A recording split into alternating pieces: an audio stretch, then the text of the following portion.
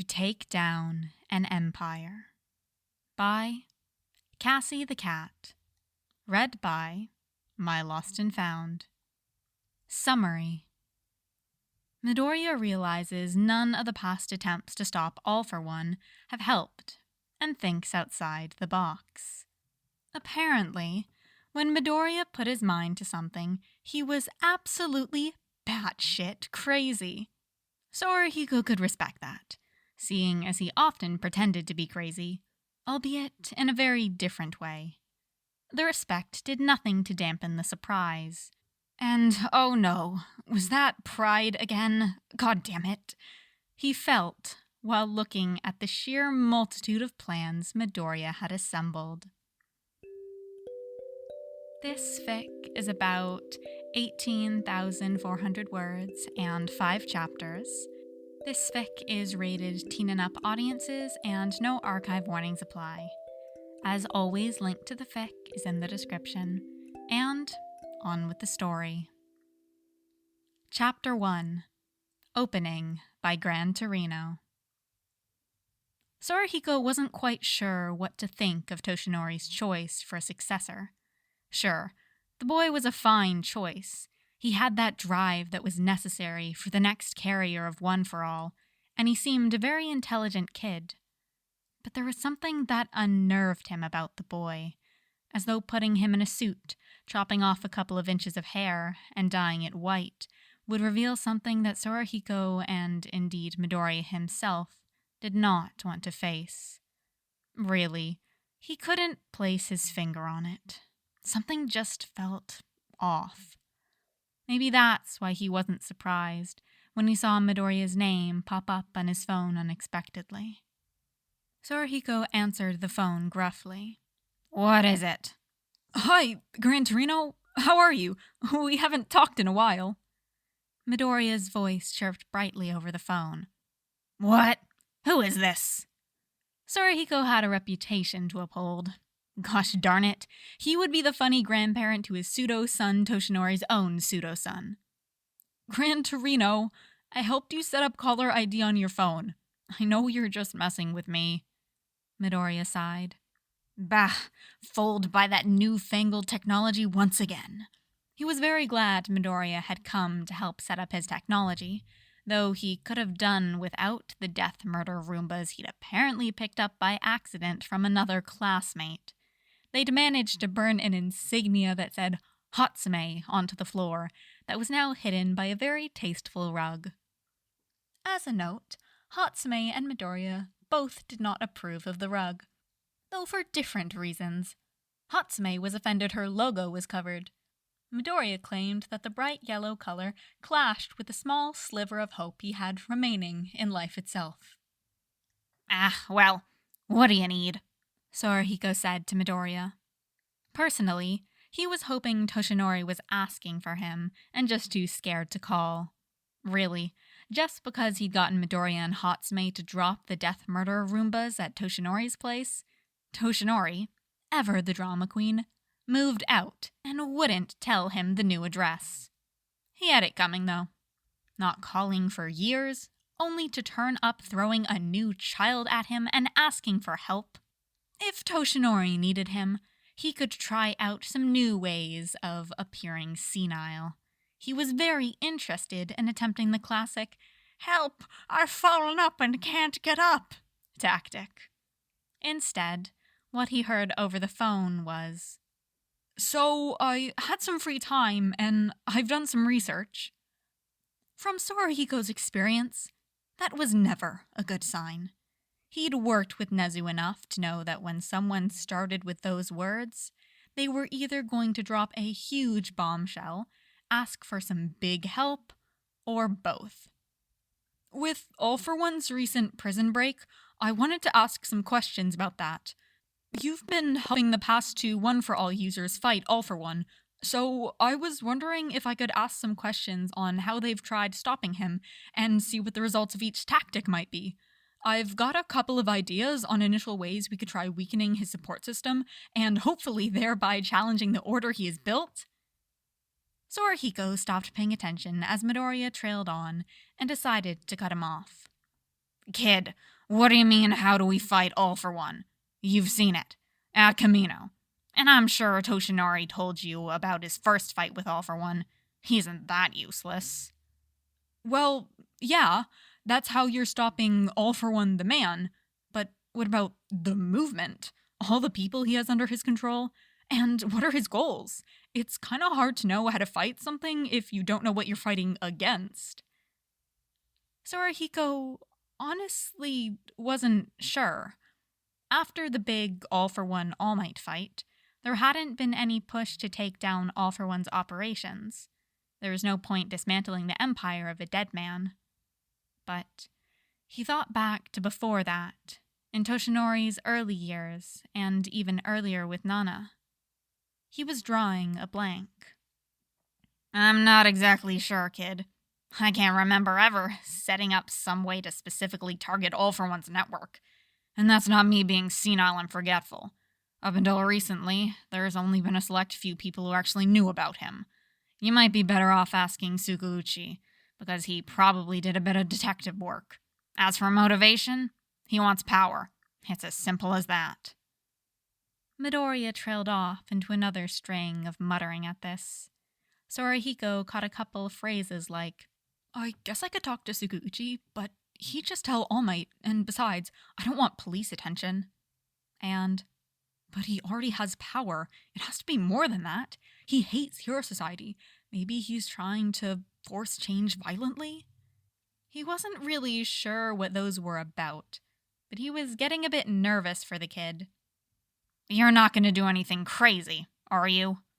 Sorahiko asked, just to check in. That depends. On what?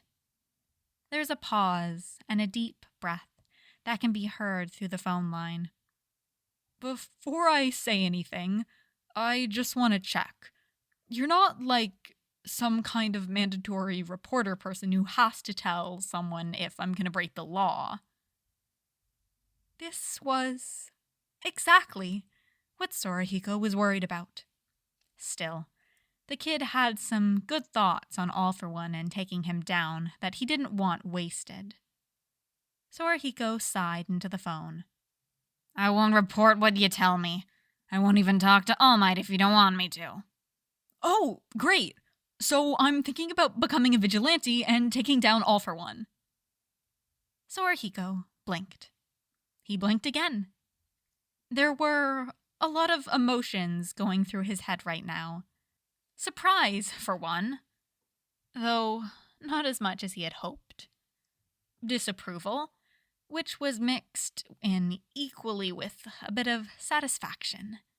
And, above it all, there was a tingle of pride that seemed to seep through. Gran Torino? Midoriya interrupted his thoughts. Are you still there? Kid, you better have a better plan than just, I'm gonna become a vigilante. He knew he must, but he said it anyways. And if you get hurt doing this, I won't be defending you. That was definitely a lie, but Midoriya didn't need to know that. Of course, yes. Thank you so much. I can send over some of my notes. I'm sure that it'll be much easier than talking over the phone. I'm so excited and glad you agreed to help me with this. I figured adult supervision might actually be helpful for once in my life, and you're the only one I could think of to tell and who would actually help me out with something like this. Don't forget to breathe, kid. Sorahiko cut off his ramble. Just send me over the documents, and we can make some plans before we do anything rash. First and foremost, I want to know all you found in your research and what we can pass on to other people. So there's actually a funny story about that. Midoriya? Sorahiko growled. I may possibly have been looking into information for a while, and I've been slipping it to teachers and stuff covertly, but all of my leads keep getting foiled. That's part of why I want to go solo on the vigilante thing. I think there's a spy at UA. You mean you've been finding information for a while now without anyone knowing, and without any regard to the impacts that could have on your own well-being? Plus ultra, I guess. It was times like these that Sorahiko envied his state of being on the ground, with ketchup staining the floor nearby. Oh, to be dead to the world so no one could bother you. Not actually dead, mind you, but enough so that he didn't have to deal with problems like this. Just send over your files, and we'll talk later, Sorahiko said, and hung up. He'd thought Toshinori's reckless streak had been bad, but if this kid was going to become a vigilante, that'd be even worse. What did he do to deserve something like this? Some little part of him thought it was karma for the pranks, but that thought was quickly squashed. It definitely wasn't the number of pranks he did. If anything, he wasn't doing enough. He would have to rectify that. Maybe, if he helped with this, he could get Midoriya to give him Toshinori's new address so he could torment him some more, or even some contact with Hatsume Mei to create even better pranking devices. Yes, that would be very nice. Apparently, when Midoriya put his mind to something, he was absolutely batshit crazy. Sorahiko could respect that, seeing as he often pretended to be crazy, albeit in a very different way. The respect did nothing to dampen the surprise. And oh no, was that pride again? God damn it! He felt, while looking at the sheer multitude of plans Midoriya had assembled. There were plans within plans within plans. Everything seemed to be a multi-step attack plan against All for One to hit him from all fronts. The list really went on forever. Find his minions and start getting them to stop working for supervillains. Slowly drive a wedge between Shigaraki and All for One, and top it off on a reveal of Shigaraki's parentage. Wow, Sorahiko did not want to think of his relation to Nana. Terrorize the high-ranking members of the man's inner circle. Fulfill the goals of people working for him so they have no reason to stay. Slip bits of information to people at UA and try to discover the spy. Find All for One's motives so he could fulfill them and force retirement. The general idea seemed to be taking down All for One's support network through any means possible, while simultaneously terrorizing All for One and his supporters. This was the kind of chaos Sorahiko yearned to see in the world. When he talked to Midoriya again, he told him just that. Kid, I'm not entirely sure how you obtained all the information you did on All for One and his associates, but I can't wait to help you fuck shit up. Chapter 2. Action. Part 1. Summary. Izuku in his prime. Part 1 of 3. Izuku starts his vigilanting. First, he's got to get some support ready. Mostly Hatsume, but Todoroki helps some too. Hisashi is up to some stuff too. Also, Izuku is going to help the Todoroki family through handwave methods. Todoroki Enji arrived home one night to find that his youngest son had brought someone over. He was both impressed and outraged that the boy had managed to make friends. Impressed because he really didn't think he had it in him. He'd considered Shoto to be the least social of the family, and this was a family that included himself. Outraged because making friends was exactly what he told him not to do. He really wasn't too surprised that Shoto had done it, though, seeing as it was expressly forbidden, and he really enjoyed going against Enji's wishes. It certainly didn't help that this was the son of All Might. Enji wasn't entirely sure he was related to All Might, but after spotting a board in Shoto's room with photos and red string that was very convincing, he'd decided to make his own. He'd also made one about that villain Dabi, and every time he looked at it, he drank to forget. That much alcohol did not go well with his flames, but some sacrifices needed to be made. More concerning was the fact that his son and the green mini mite were in his office at his computer. "What are you doing here?" he asked, questioning both boys' presences and what they were currently up to. The boys blinked at him, and then turned to each other. It was the green bean who spoke. "I'm Todoroki's friend from class. We're working on a project right now. For school." "Then why are you using my computer? Shoto has his own laptop." There was another pause.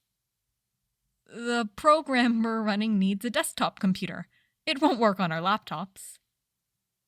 Enji was a lot of things.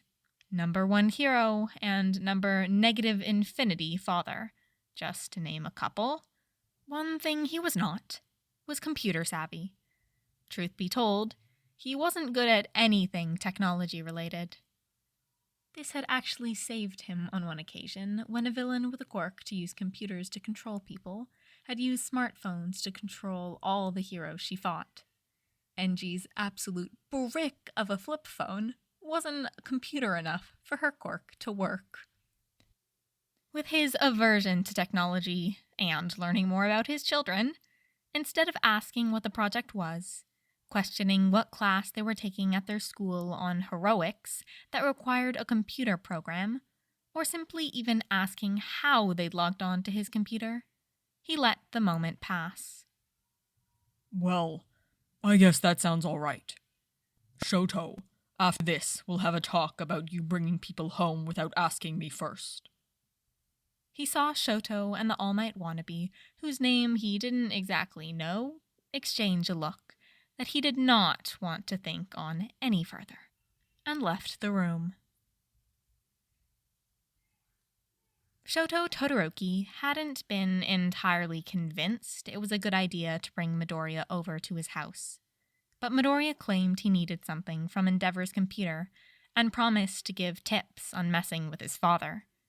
It hadn't taken much convincing for him to let the greenette into his home. When Midoriya rambled on about how well known Endeavor's incompetence with technology was, he got a bit concerned as to why they were currently in his father's office. Midoriya was at the computer, looking at the sticky note of passwords Endeavor kept stuck to his monitor. "Well, that was easier than I thought." Todoroki asked, a bit put out that this might mean Midoriya would leave early now that he'd gotten what he wanted, and wouldn't give the vital anti-Endeavor tips. I'll still have to log in and delete the email it sends him when a new device logs in." Midoriya pulled out his laptop, started logging into something, and did the same on Endeavor's computer. Shoto saw the Hero Commission logo for a second on Midoriya's laptop, and noted that this wasn't the one he usually used for school. "Is that a new computer?" he asked politely. "Oh, yeah. I have one for non-school related stuff," Midoriya responded, now logging in to his dad's email. That's smart." "All done," Midoriya brightly chirped out. "Now, are you ready to mess with your dad?" Shoto was always ready to mess with Endeavor. It was his constant state of being. It was one of the things he and Natsuo bonded over whenever they were allowed to see each other. They would swap stories of their escapades. Natsuo would tell him of setting a bucket above the doors to put out Endeavor's flames when he came home, and Shoto would tell him how he replaced the Endeavor merch, because of course Endeavor buys his own merch, in the house with All Might memorabilia. Midoriya apparently had a number of plans for further pranking. "Okay, so here's what we've got to do. First, I'm going to change Endeavor's email signature from Endeavor to something else. Do you have any suggestions?" Todoroki thought about this a bit. Sometimes, when Natsuo goes off on one of his rants, he calls him Endicor. "That's perfect." Takumi Kigo was even more of a jokester than his hero persona Hawks, shocking though that might be. It was only the fact that he was acting in his role of Hawks that he wasn't currently rolling on the floor, clutching his gut laughing. He'd just gotten an email from Endeavor, only to find it signed and decor. Maybe I can convince some of the other heroes not to mention this for a while, Kigo thought to himself. In the end, it wasn't hard to convince the other heroes. Half of the people he talked to didn't want to be the one to break the news to Endeavor, and the other half decided not to tell him because they too enjoyed seeing the flame hero brought down just a little. Hatsume Mei was a bit confused as to why Midoriya kept coming into her workshop. Very happy, because he kept giving her new baby ideas, but still confused. For the past couple weeks, he'd been suggesting new concepts and thoughts on what to make and even offered trying a couple out. She was so excited to make babies with him. She was very grateful for his help. So when he'd come in asking for help hacking some things, she told him that he'd come to the right place and immediately launched into an explanation of the basics of hacking. Only after doing this did she realize that he already knew the basics and the intermediates. In fact, she wasn't entirely sure what he wanted her to teach him. Then she saw what he was trying to do. He'd been trying to hack UA. Huh. I thought you'd go for something a bit easier, like the Hero Commission. Don't need to. Endeavor helped me out with that. Midoriya clipped back. The same Endeavor who once lost a villain that could travel through phone lines because he didn't think a flip phone counted as a phone? The same Endeavor who used an entire interview that was supposed to include a short scene of him FaceTiming heroes to get tech support for said flip phone because he couldn't understand his flip phone didn't come with FaceTime? The same Endeavor who... Yes, that Endeavor, Midoriya interrupted. Though he didn't exactly know he was helping. Hatsume knew something was fishy with this, but it wasn't bothering her at the moment. Well, I don't know anything about that, but I can help you hack UA. I've already been doing it to unlock the labs early, so I can get a head start on working. Though I'm pretty sure Principal Nezu is aware of what I'm doing. Their phones gave a little buzz. Nezu. I do. Nezu. But I won't get in the way of what you're doing, Midoriya. I'm intrigued to see how it plays out. He is chaos incarnate and the only god I believe in, Midoriya muttered. Well, that's all the approval I need to feel okay with helping you in your obviously illegal plot, Hatsume exclaimed, and got started with helping Midoriya fool the security system into letting him sneak out. Jessie Burns was perfectly happy running her account, The Net Doctor. She was currently in her final year of nursing school, and was very happy with that part of her life as well, though she found special joy in her online persona. While going to school, she'd found herself fascinated with the human body and anatomy. Her quirk offered special insight into what every part does on specific people. It was going to make her a fantastic nurse. She'd gotten some help understanding her quirk from the internet. A lot of what she could do was with pressure points and acupuncture, but she never would have been able to figure that out without the helpful advice of those online. That had made her want to pass on some kind of assistance.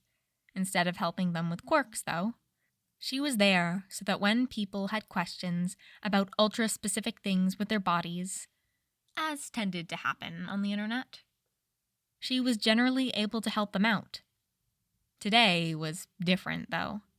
Instead of getting a message in her inbox from some random about how to ease pain of a particular kind of headache, or what to do if you pull a muscle, she got something asking her about how to use pressure points to immobilize someone or render their quirk useless. And what's more is that it's from an account that she recognizes. It's from one of the accounts she'd once received quirk advice from, one called Green Theorizer. They've been active for a long time on different channels about quirks, giving analysis and helpful tips out. Jess was a bit surprised to see them reaching out to her, but as it was about quirks, she supposed it wasn't too out of the ordinary. Besides, She still owed him for helping with her quirk. She started to draft up a response. Pressure points with quirks are actually really interesting. It's different for every specific quirk, so you need to be able to have a complete awareness of the activation method of a quirk in order to fully predict the exact pressure point that would disable it. Breaking news! New Vigilante spotted in Mustafa. It seems All Might's claim of "you're next" and the recent Tartarus breakout has inspired one Vigilante to take to the streets. The currently unnamed Vigilante mostly sticks to Mustafa, but has been spotted across Japan. Recent exploits include taking out a group of villains reported acting on behalf of the League of Villains, armed with only a blowgun and a singular dart, and walking into the middle of a gang fight with no weapons and somehow managing not only to make it out alive, but actually negotiating a ceasefire.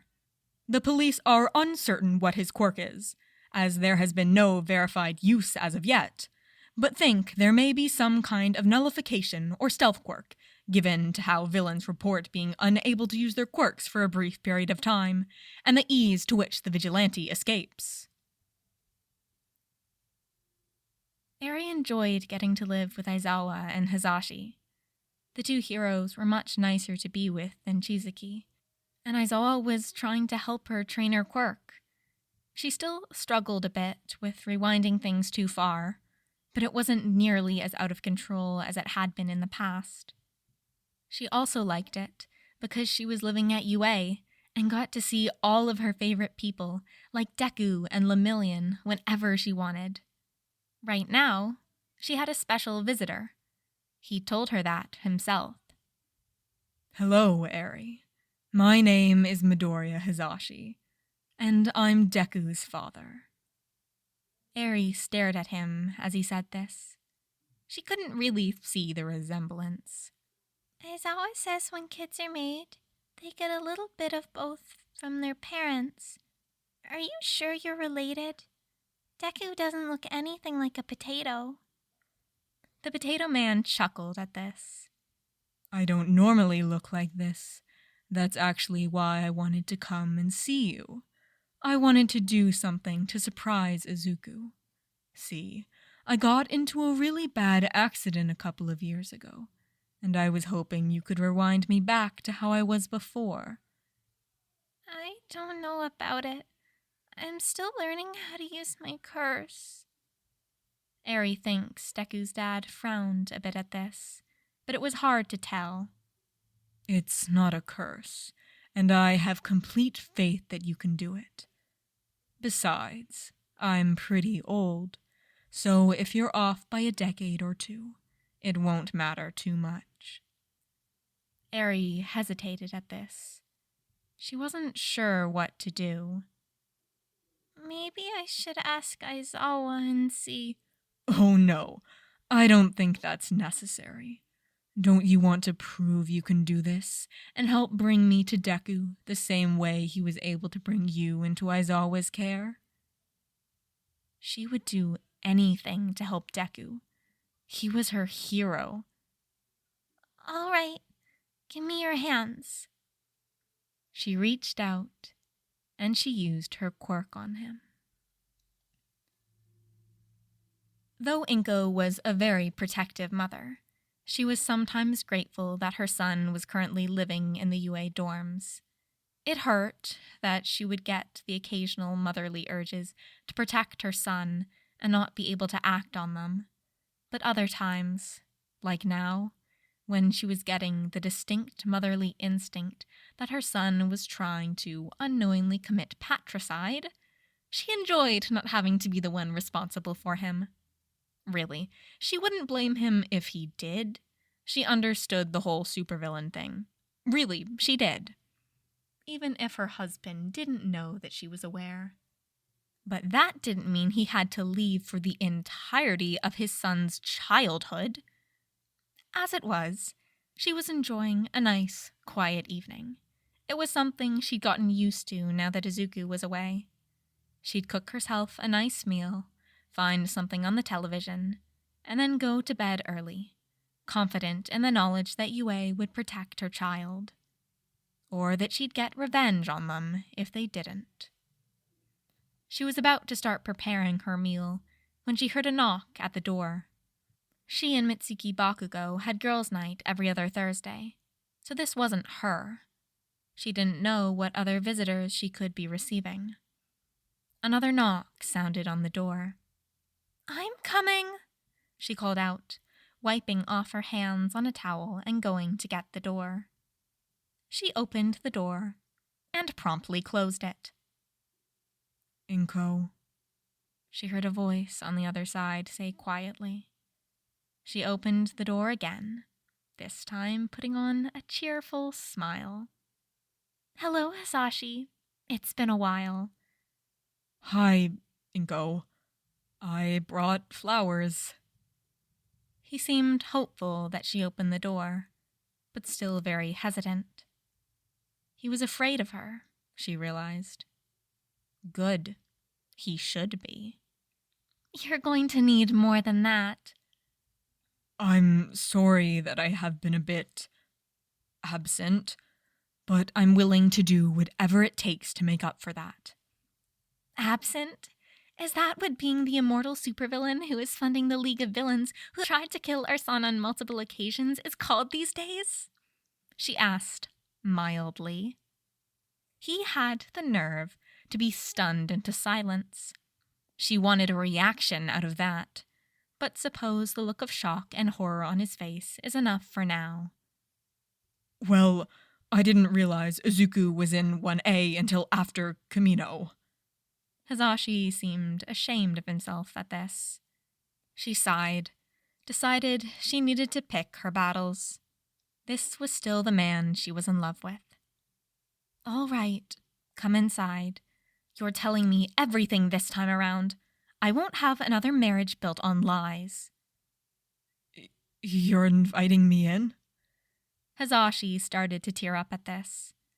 The crying really was a Midoriya trait. She opened up the door, and he stepped inside. Once in, she gave him a friendly reminder. Don't forget, dear, that organs count as small objects for the purposes of my quirk. He paled a bit at this. I will, keep that in mind. Breaking news! Unnamed Vigilante stops latest League of Villains Nomu with nothing more than a barrel and his bare hands. Yagi Toshinori enjoyed the regular meetings he had with his young successor. Sure, he was a bit scared now that young Midoriya and Gran Torino started talking regularly, but nothing could dampen the happiness he felt getting to inspire the next generation of heroes. Midoriya was currently rambling about the debut of some hero All Might had never heard of. All Might was proud his successor was so smart and capable, but he often got lost in Midoriya's long talks. Chameleon's quirk is super interesting. I don't know whether she actually changes her skin to resemble her background, or if the quirk just changes the way we perceive it, the pressure point that would change based on the specific application. Forgive me, my boy. What do you mean, pressure points? Midoriya made a slightly strangled noise at this question, but Toshinori's concern for his successor was interrupted by the door loudly opening. Ah, Midoriya, Todoroki told me you'd be here. Well, actually, he said you were having some wholesome father-son bonding, but I knew what he meant. Hatsume Mei bounded in through the door, with a large bag trailing behind her. Hatsume, did you finish the... Yes, here's your... She cut off, seeming to realize that All Might is in the room for the first time. Books! Midoriya choked out. Toshinori noted that this was the second time he'd sounded a bit off. Maybe Toshinori should offer him some of his favorite tea. Yes, that could be enjoyable. Wow, you're so committed to furthering your education. That's so admirable. What are you studying? Midoriya coughed again. Physics! Yes, that is why I am the one delivering these books. Hatsume replied, just a bit too stiffly. That's wonderful. I actually know a bit of physics. I studied a bit when I was in America. There's more to my smashes than just punching and hoping for the best. Do you want me to go through some of the books with you? Midoriya looked torn at this question, but ended up saying, No, I think I'm just gonna take this and put it in my room. Maybe I'll ask you some questions later. He practically ran to Hatsume and took the bag she was holding. I'll see you tomorrow, All Might. Goodbye, my boy. All Might replied back, a bit put out that he couldn't impart any of his knowledge that day. Midoriya dragged the bag out. Toshinori takes no note of the clangs that were coming from it, nor did he seem to notice the chainsaw shape that was visible through the outline of the bag. He was too busy trying to remember the brand of tea he was going to recommend to Midoriya. Breaking news! Vigilante, dubbed Widget, has foiled the most recent League of Villains plot with a large chainsaw. Dabi had been having a very bad day. First, Hawks had stopped returning his calls. This made him feel things. He very much did not enjoy feeling things. Second, Shigaraki had stuck him with the job of coming up with a new plan to take down some heroes. Endeavor included, of course. Dabi had enough on his plate already. But no, apparently Handy Mandy had better things to do. The third bad part of his day was when that damn vigilante Widget ruined his plan. He'd come in swinging, somehow managed to disable the quirks of all of the Nomu Dabi had, then pulled out a collapsible sword. Dabi still wasn't sure where it came from, and started attacking them. He'd put the sword back into whatever abyss it came from, turned on Dabi, chucked something at him, and now Dabi was here. That was the fourth bad part. He had no idea where here was. He was tied to a chair, and his quirk wasn't working, so he couldn't just burn his way out of the situation. There was some kind of makeshift gag in his mouth, too, that was preventing him from speaking. Looking around the room, he saw what looked to be someone's dining room. There was a table set up with 5 sets of silverware and dishes, including the one in front of him. Outside the room he was in, he heard a door open and someone exclaim, Ah, I'm so glad you could make it. Come in, come in. There was some shuffling and the door closed. My parents are both out for the night, so we won't have to worry about any disruptions to our dinner. Thank you for inviting us, Midoriya. I told the school I was spending the weekend with family. I'm sure you did the same. A somewhat familiar voice responded. Why did that voice sound familiar? Dabi was kicking himself trying to remember it, hoping for some clue to Widget's identity. Yes, I'm spending the rest of the weekend with my family. I just wanted to talk to you and your family about some stuff. The first voice replied back. Shoto was a bit unclear why exactly you wanted us all together. What are you hoping to discuss? Fuck! Dabi definitely knew that voice, and the name that had been mentioned in that sentence. That was Natsuo speaking. So Shoto had been the other voice he'd recognized. What the actual fuck?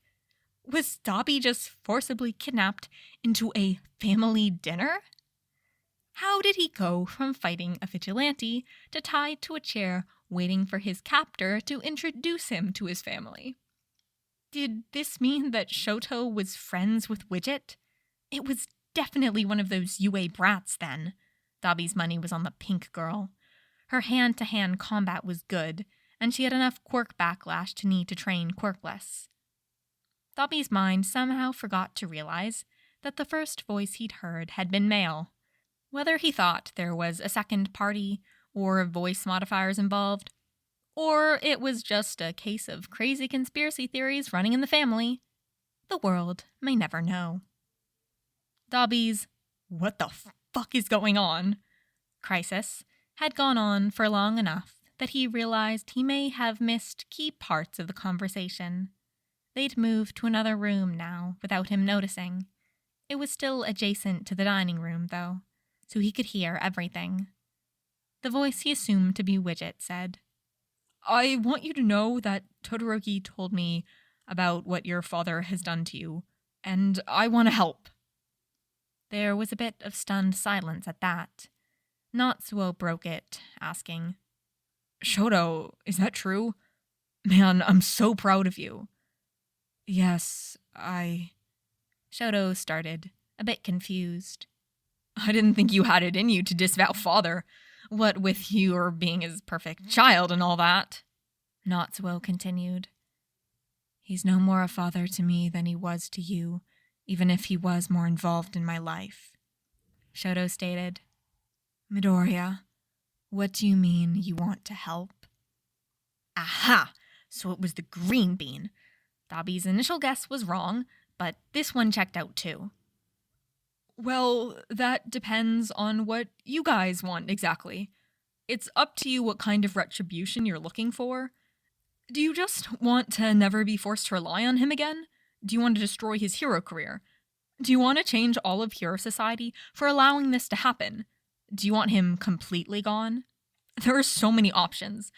That's really why I called this meeting together, so the four of us can talk things out and figure out the option you can all settle for. The four of us? Natsuo asked. You don't mean... It was at this point that Dabi realized he could draw the conversation to him if he really wanted to. The gag was really more something to muffle sound than to stop it completely, and they were just one room over. Still, he had enough sense in him to fear the onslaught that would arrive when Shoto realized there was a villain present. Natsuo learned Toya had been alive without coming back to save him from their father, and Fuyumi absolutely murdered him with how disappointed she was he'd become a villain. Unfortunately, he was not allowed to have everyone forget his existence like he wanted to, as Midoriya had other plans. Oh, yeah, thanks for reminding me. Anyways, so I did a bit of digging. Apparently, after being horrifically injured in a training accident with Endeavor, Todoroki Toya was sent to the Hero Commission, where they gave him a new name, and he trained alongside Hawks to become a hero. Instead of training, he fled and started living on the streets. He got inspired by the hero killer Stain because he saw Endeavor as an unjust hero, and then joined the League of Villains. It was Shoto who broke the silence that followed that statement. My brother is alive and part of the League. Oh, and also I'm the Vigilante Widget, and I'm taking down All for One. Midoriya added more fuel to the fire. Wait, I thought the whole Toya is a member of the League of Villains thing was something we all knew and were just pretending we didn't because Dad was too dumb to realize it. It was the first time Fuyumi had spoken since they arrived. Which member? Shoto croaked out. Dabi, Fuyumi said simply, and Dabi heard something erupt into flames. No, but seriously, was I the only one who knew? There's a whooshing sound, and then he heard Natsuo ask, Midoriya, where did that fire extinguisher come from? I always keep them on hand in case I run into Endeavor. There's a quiet muttering of assent there, and he definitely heard at least one. I need to get me one of those. A timer went off somewhere in another room that Dabi presumes is the kitchen. Oh, that must be my pasta bake. Fuyumi, do you think you can untie Dabi? He's in the dining room. Fuyumi did untie Dabi. First, though, she gave him a hard slap on the cheek and a long talking to. Long enough that Dabi was worried the food might get cold. It was a long night, but eventually the siblings agreed that they didn't want anything like this to happen again to anyone else. They'd have to talk to their mother, but they wanted to go public with the case. Dabi even agreed that he'd give up the League of Villains and become Todoroki Toya to testify. He'd be happy to fight Endeavor in the legal and public realm, now that he knew people might actually listen to him. And apparently, there was some girl with a rewind quirk that could help, in time, to remove his scars.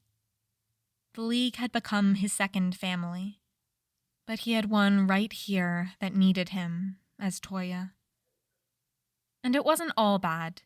Midoriya promised him that as long as he wasn't killing anyone, he wouldn't stop him from terrorizing certain heroes on the side. Breaking news! Widget works alongside another unnamed vigilante and Dabi to use fire extinguisher on pro-hero Endeavor. Chapter 3. Action. Part 2. Summary. Dabi speaks out. Then Hawks. Then the Hero Commission goes, uh-oh, spaghetti-o. Also, Shinso has some bad parents. But don't worry, Izuku is not done solving people's problems. Tamaki Kigo was dodging Dabi's calls. He wasn't entirely comfortable with what the Hero Commission was asking him to do. They wanted to use his past connection with the man to seduce him into giving up the secrets of the League of Villains. Really, Kigo wouldn't have minded seducing Dabi ordinarily. It was just the fact that he'd be doing it for a job that would make him feel skeevy. He didn't like most of the missions the Hero Commission gave him. They were always the ones no one else wanted to take. That was why they'd raised him, though. To be their pet bird. To do those kinds of jobs. And he loved being a hero. Saving people was something he took pride in. It was just that he didn't want to be at the beck and call of people asking him to do things like this. Still, he had a job to do, so he was standing in their usual meeting place. Maybe if he told Dabi... No, that wouldn't work. Whatever friendship they'd had before wasn't something strong enough to get Dabi to quit the League. Hey, Bird Brain. I'm quitting the League. Huh?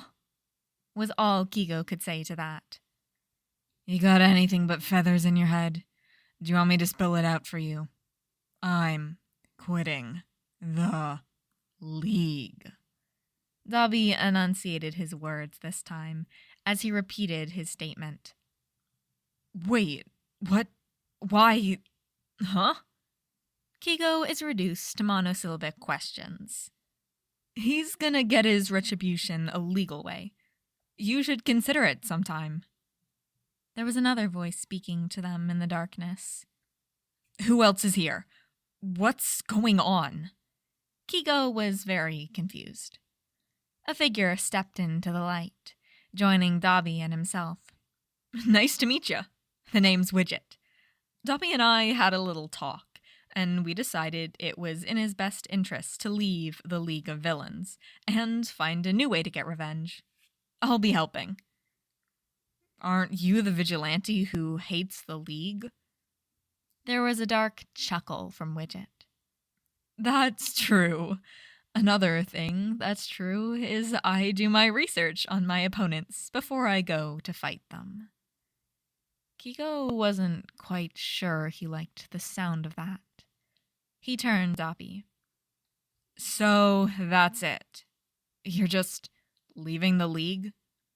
Don't pretend you are actually interested in joining.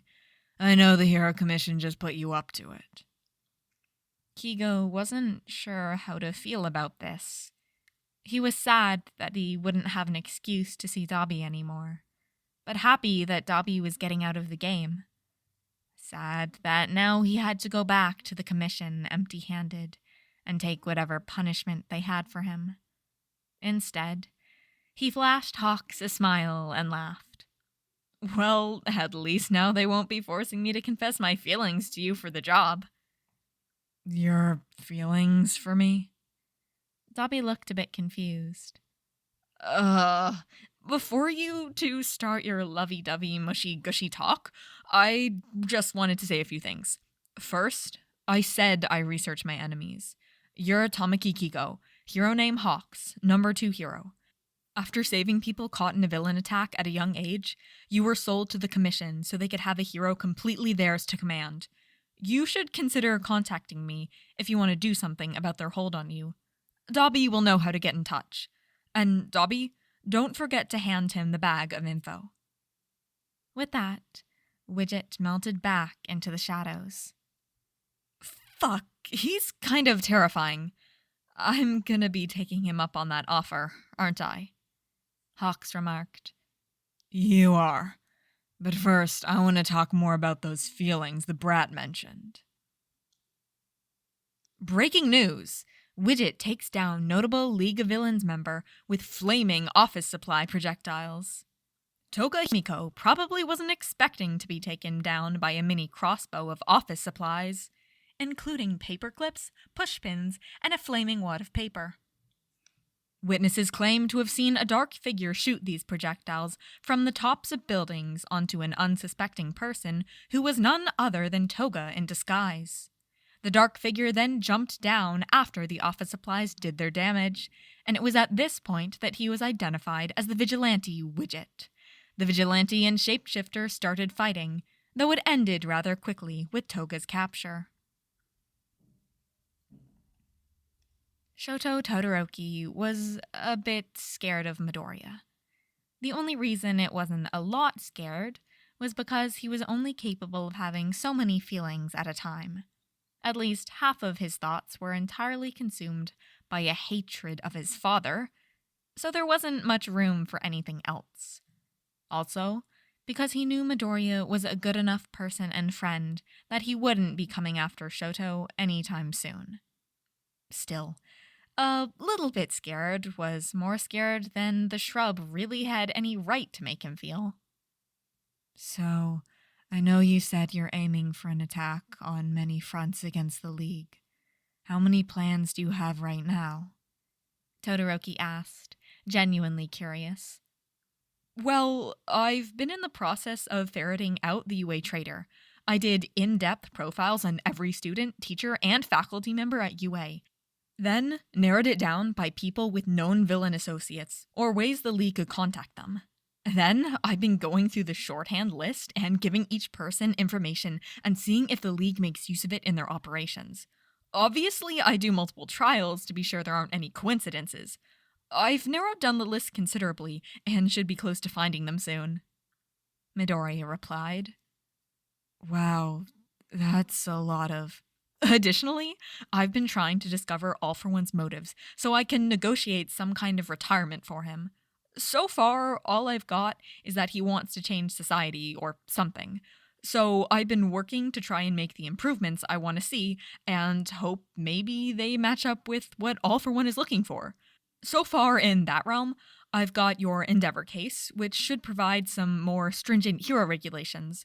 I'm thinking I might do something about counseling for heroes and hero students at the same time that comes out. Then, obviously, there's the Hawks thing with the Hero Commission. The Hawks thing? And in my free time, I like to drive a wedge between the high-ranking members of All for One's group. Getting Dabi to leave was just the tip of the iceberg. Last week, I sent Kurogiri the obituary for Shirakumo Oboro, and the week before, I sent all of them Venn diagrams of the ideals of Stain, the League of Villains, and the Vigilante Widget. And I'm looking more into Shigaraki to see if I can get some dirt on him to get him to part with All for One. Your eyes somehow get brighter the more intensely you mutter. And, of course, that's all in addition to the general chaos that I'm wrecking on All for One's operations. Of course. Oh, did that answer your question, Todoroki? Midoriya said, scratching his neck a bit. Sorry, I can get kind of carried away. Yeah. You're doing a lot. Breaking news! League of Villains bank heist stopped by Vigilante Widget. The first hero to arrive on the scene was Hawks, who got there a full 5 minutes after Widget. It seems that this speedy hero can be beat by the Vigilante. Witnesses say that despite arriving after the League of Villains robbers had already fled, and having a prime opportunity to capture the Vigilante, the number 2 hero instead did everything but that. This included, but was not limited to, checking to make sure there wasn't an invisible member of the League hidden somewhere in the bank, building rapport with every single customer there. Mrs. Shizuki was very excited someone was talking to her about her crochet work, so this conversation alone lasted for 10 minutes. And verifying that his quirk-suppressant handcuffs worked, by trying them on himself. As a result, the Vigilante was not apprehended, and instead, the only one in cuffs when the police arrived was Hawks, who had managed to get himself stuck in the quirk-suppressant cuffs because he forgot he couldn't use his quirk to pick the lock with his feathers if his quirk was suppressed. Apparently, he doesn't believe in keys. Because the gods, Nezu and all others, hated him, Aizawa Shota was stuck as the teacher on duty that night. He disliked these nights. For whatever reason, the midgets from hell always decided that he was the teacher whose life absolutely needed to be the most miserable, and were worse behaved when he was on duty. Whether it was someone setting something on fire, usually Todoroki or Bakugo with their quirks, but there was one memorable occasion where Kirishima decided to try rubbing his hands together fast enough to create friction to make fire, and it actually worked. A villain that decided it absolutely had to make a name for itself by attacking Class 1A, or just the general student needing to break the rules and stay up past curfew. There was always something. This night, it had made it to 2 a.m. without him noticing anything amiss. For a second, he thought that he might actually make it through the whole night. He quickly squashed this thought, chiding himself for challenging the powers that be. Unfortunately, the damage was already done. At that moment, the universe decided that instead of allowing things to pass without incident, it would make Shota's night worse. Crash! Shota heard something coming from outside the building. He ran out to check what happened and saw Midoriya on the ground. His room was on the 2nd floor, so a fall from this height wouldn't be too bad, though he had no idea what the boy would have been doing to make himself fall out a window at 2 a.m. It was at that moment that he spotted the clothes Midoriya was wearing. Now, Shota was an underground hero. They often had to work with vigilantes, so he kept himself up to date on recent events in the community. It was because of this that he knew exactly what he was looking at. The vigilante Widget. He'd never personally met Widget, unless you counted one time where he stumbled across him on patrol, came to introduce himself to the potential new informant, and instead had Widget respond in a voice that was obviously too deep to be real. Hi, gotta go. Thanks, bye. Then ran into a wall before fleeing. His recent discovery was shedding a whole new light on that experience. I saw my sensei, the boy on the ground called to him. Problem child, Shota addressed him. I can explain? Please, don't. Huh? If you don't explain it to me, then I don't have to fill out any paperwork for it, and we can pretend this never happened. Shota knew that Widget was doing good work, so didn't consider stopping the brat to be worth it. Wait, really? One thing, though. This means I know you haven't been giving your all in class in the combat training. Midoriya looked like he was about to protest, but wisely shut his mouth as Shota gave him a look and continued. As penance, you'll start doing your best and also train another student, Shinso Hitoshi. Shota was very proud of himself for this deal. Shinso needed more friends and training, and Midoriya needed to be punished. Additionally, Shota could give Izuku some training and make sure he didn't get himself killed vigilanteing. Sure, I guess. Midoriya agreed, starting to get up from the ground. Perfect. We'll start tomorrow night. I'll be supervising the two of you. Midoriya gulped at that. Breaking news! Todoroki Toya returns from the dead to levy child abuse claims at EndeavorTodoroki. Though presumed dead for the past several years, Todoroki Toya has decided to come out of hiding to give his story to the world. His recent interviews have called into question the current #1 hero and leave many calling on the other members of the Todoroki family to give their own interviews.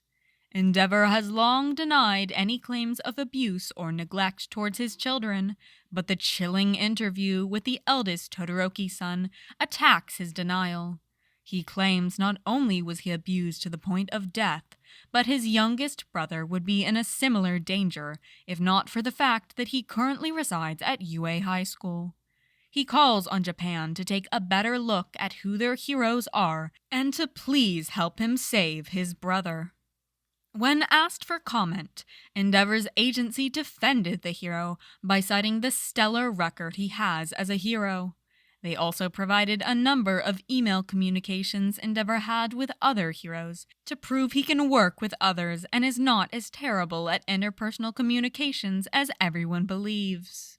It was only after publicizing those email communications that Endeavor noticed that the emails had been signed, not with his hero name, but instead the name for him that has blown up on social media since its discovery, EndeavorTodoroki. #EndeavorTodoroki is now trending on Twitter. Breaking news! Hawk supports Todoroki Toya's claims and levies similar ones against the Hero Commission. Shinso Hitoshi wasn't surprised that Aizawa Sensei wouldn't be able to make it to their training that day. He'd heard the news about the abuse allegations against Endeavor, and knew the hero teacher would have to take care of his student. He was kind of glad about it, because that meant he wouldn't have to hide the bruises he had around his body that his own father had given him the night before. He definitely was surprised, though, to hear that instead of just giving him a day off, Aizawa Sensei was having him spar with one of his students, Midoriya Izuku. The same Midoriya Izuku who had beaten Hitoshi in the sports festival, who probably hated him like everyone did after he used his quirk on them. Though he might not have wanted to fight Midoriya, he didn't want Aizawa Sensei to read too much into that, so he agreed to the match. Hi, Shinso! How are you? Midoriya said cheerfully to him as he approached the mat they would be using to spar. Hitoshi wasn't sure why Midoriya was putting on his extra cheer for him, but he did not appreciate it. Can we just get this over with? He saw Midoriya's smile falter a bit, and he felt bad for a second, before reminding himself that the smile was fake anyways. No one would give him a real smile like that and mean it. Right to it then. I can see why you and Aizawa Sensei get along. Midoriya chuckled a bit, but Hitoshi just blinked at him, not wanting to encourage the joking. Anyways, I was thinking you and I could do a quick spar without quirks, so we could feel each other out a bit and give each other pointers? All right. Hitoshi grunted his approval. The two of them circled each other on the mat, and it was now that Hitoshi finally got a chance to look at Midoriya. He knew the boy must be good at fighting with his quirk, but didn't know whether or not he was comfortable with quirkless fighting. He thought maybe he could use this to his advantage. He charged at Midoriya, only to find himself flipped through the air and onto the ground, wheezing. He'd landed on his already bruised skin and ribs. Midoriya hummed a bit at that, frowning. It was then that Hitoshi realized that his shirt had ridden up a bit, leaving the bruises on full display. Shinso, those aren't from your training, are they? Hitoshi pulled his shirt down fast and stumbled to his feet. It doesn't matter, does it? Does Aizawa-sensei know? No, and you won't be telling him. I won't be. Hitoshi was shocked at Midoriya's response. He thought the green boy would be the kind of goody two-shoes who always followed the rules and would insist on telling Aizawa-sensei. You won't? Is it your father, the villain minesweeper? Midoriya asked. Hitoshi was shocked. He hadn't thought anyone knew about his dad's villainous tendencies. He went back into the protective shell that he called his humble abode. What? Why would you think my dad is a villain? Is it because of my quirk? Because that's the truth, Midoriya stated, and Hitoshi froze. I'm going to let you in on a secret, but you can't tell anyone. The two had a long and heartfelt talk about their pasts. They talked about Hitoshi getting bullied for his quirk, and Midoriya not having one. Seriously, Hitoshi was shocked that his had just miraculously come in during the entrance exam. About Midoriya's recent vigilante endeavors, and how he played a role in the Todoroki story breaking. Midoriya promised to help Shinso out of his home, and for once, he actually believed the person saying that.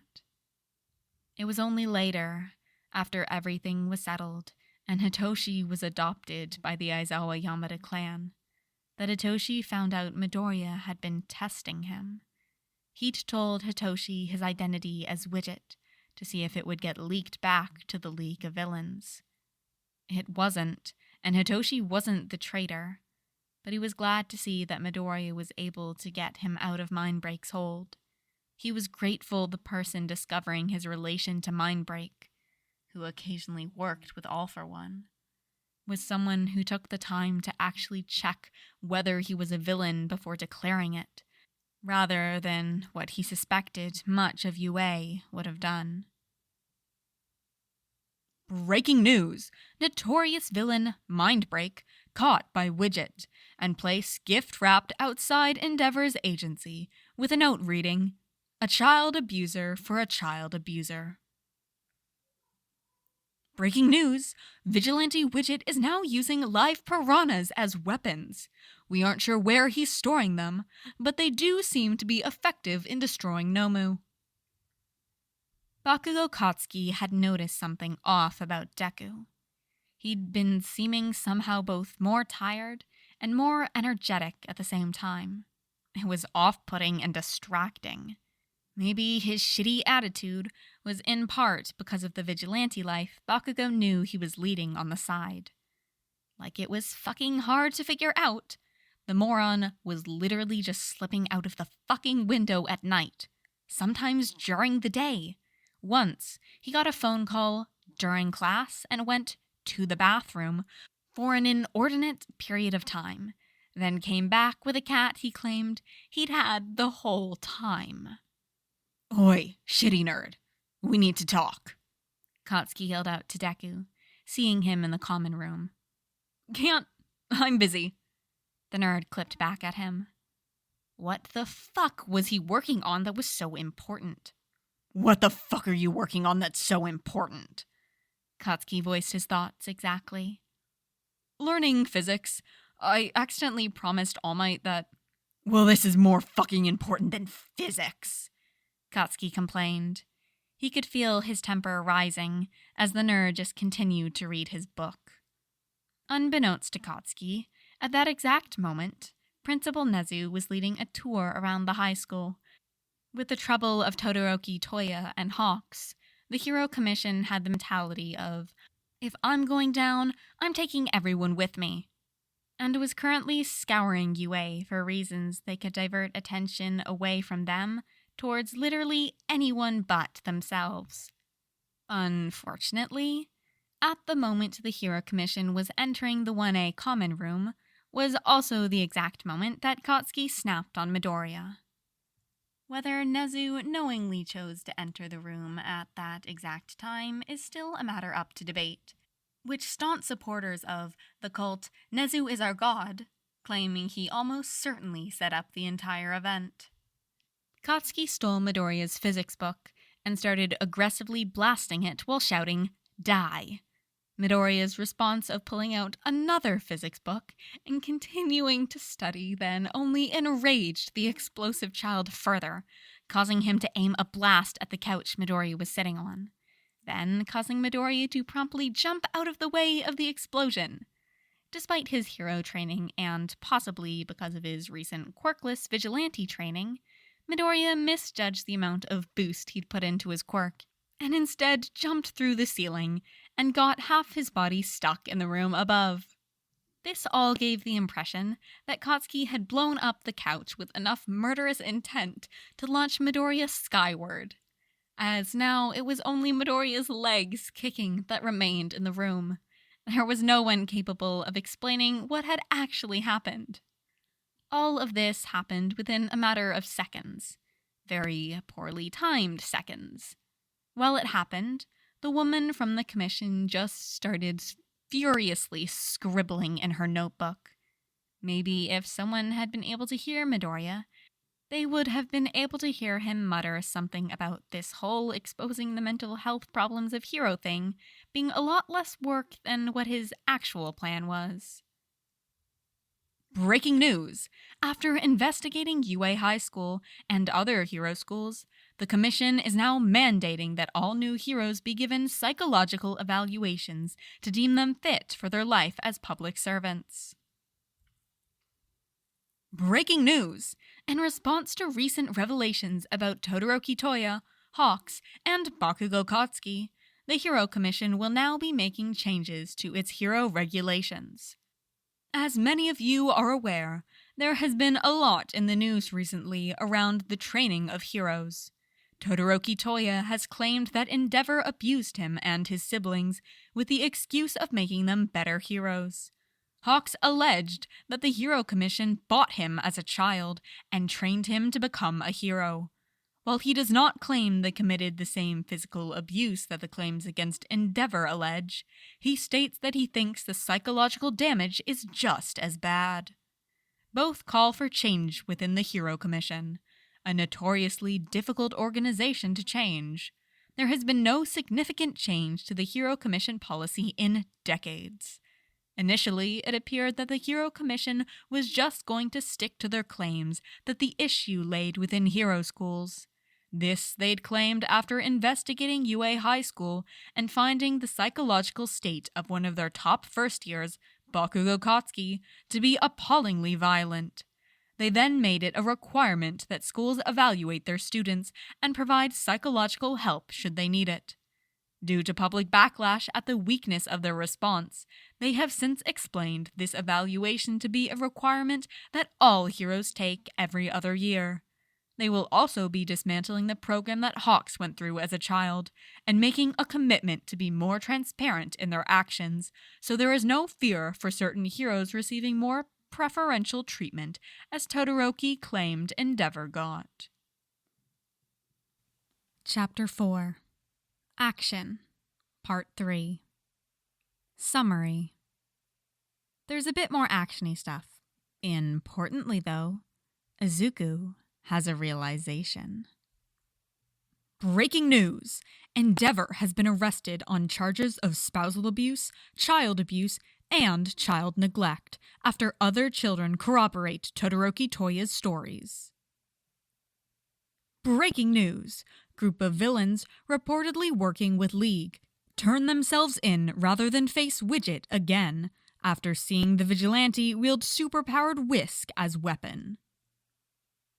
Hitoshi enjoyed Wednesdays.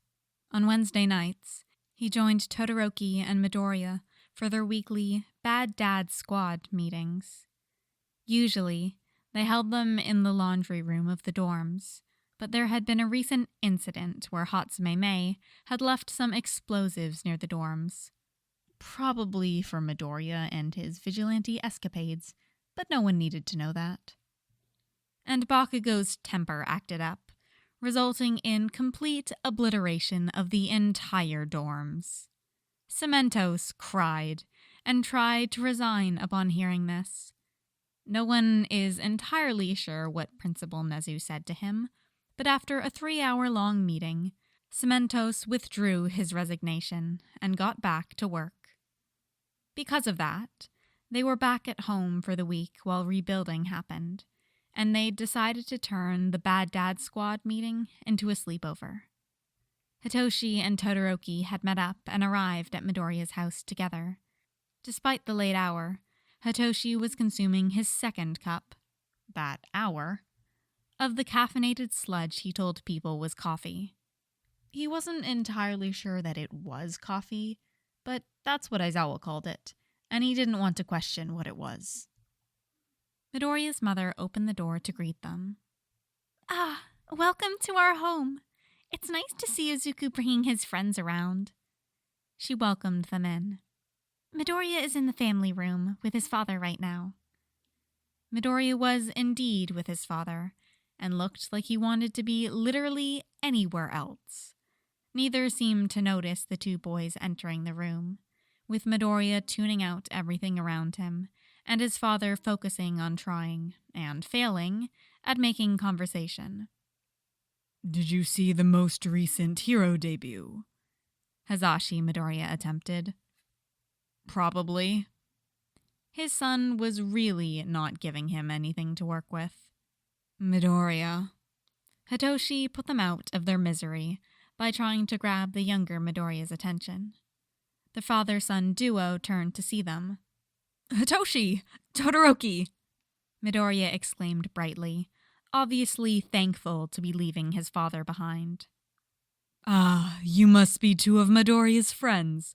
I've heard so much about you. Midoriya's father stood up to greet the two boys, first looking at Hitoshi with an intensity much like his son's. You must be Shinso Hitoshi. Your quirk is really fascinating.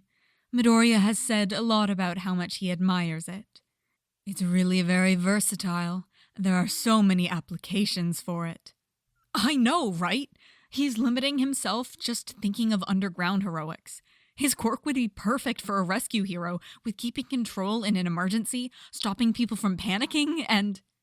Midoriya interrupted his father, getting excited at the talk of quirks, and then quickly remembered that he was supposed to be giving the cold shoulder. We should probably go. Hitoshi only had a second more to note the uncanny resemblance between the two Midoriyas, both in the fact that Midoriya looked like a younger carbon copy of his father that someone had mistakenly colored in the wrong shade of hair for, and their love for dissecting quirks. Midoriya grabbed their hands and basically dragged them away. Your dad seems nice, Todoroki said. Yeah, he doesn't seem too bad. It looks like you guys have a lot in common. Hitoshi piped up. But I know looks can be deceiving, though, so if he isn't nice, I'm entirely willing to burn this apartment to the ground for you, Todoroki added. Hitoshi nodded at this. And I can brainwash the people you actually like to evacuate before he does that. He paused. Your choice, though. Whoa! Midoriya started waving his hands wildly at this. He really isn't that bad anymore now that he's actually here, but that's the weird thing. I have no idea where he went. It just feels like something is wrong, and I'm waiting for the other shoe to drop. Until he tells me what that is, I don't think we'll be having any kind of father-son relationship. Right. And there's the problem of you actually being All Might's son. Though really, I admire the commitment you made to the ruse. Going so far as to hire a fake father is really plus ultra, Todoroki said. It was only weeks of experience with the hot-cold ice pack that allowed Hitoshi to tell he was joking. Probably. The whole dad might thing had become an inside joke, but he was only 80% sure Todoroki agreed about the joke part. There was a small crashing noise that could be heard downstairs after Todoroki's comment, but the boys paid no mention to it. This actually leads me to something important. It is with great sadness that I say we might have to change the name of our squad, Hitoshi commented. We have a name? Todoroki replied, his face scrunching in confusion. The Bad Dad Squad, Midoriya answered. And yeah, you might be right. I still think it fits, Todoroki defended. Our first dads are in prison. I've got Aizawa and Yamada. You've got Fuyumi. And Midoriya's dad is actually attempting to be a father for once. Fuyumi isn't my dad. Todoroki looked confused at Hitoshi's statement. I've got two if you want to borrow one, Hitoshi replied. Their conversation trailed after that, as the night dragged on and the boys got progressively more tired. Except Hitoshi, who was in a constant state of maximum sleep deprivation. I've never had a sleepover before, Midoriya confessed at one point. Me neither, Hitoshi replied, and was not at all shocked to hear Todoroki joining him in his response. Well, at least I haven't had any since I was 4, Midoriya added on. Why not? Todoroki asked. I can understand Shinso and I not bringing anyone home, but your dad wasn't here. Nothing to stop you. Midoriya seemed to curl in on himself a bit with this question.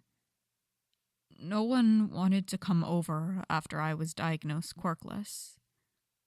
Quirk discrimination, Shinso said quietly, thinking of his own experiences.